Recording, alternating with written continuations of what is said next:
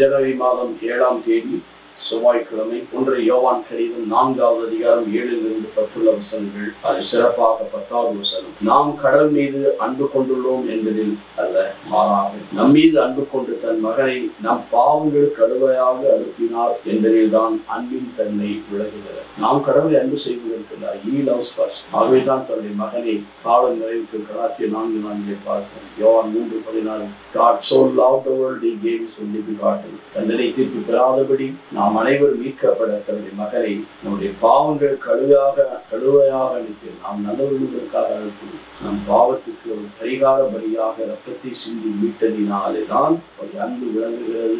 அந்த அன்பை நாம் உணர்ந்தாலே இந்த அளவுக்கு கடவுள் நம்மை பாவிகளாக இருந்தும் நம்மை அன்பு செய்கிறார் என்பதை உணர்ந்து அவரை நாம் நம்பிக்கையோடு பற்றி கொண்டோம் என்றார் உண்மையிலே அவருடைய அன்பின் ஆழத்தையும் ஆசீர்வாதத்தை நாம் பெற்று நிறைவுக்குள் வழிநடத்த முடியும். ஆகவே rooted and grounded by love. எபேசியர் 3:17 சொன்னது போல அவருடைய அன்பின் அடித்தளம் ஆணிவேராக கொண்டு அன்பின் நீல மகளம் ஆழம் கிறிஸ்து மக்களோடு இணைந்து அதை நாம் உணர்ந்து கொள்ளலாம்.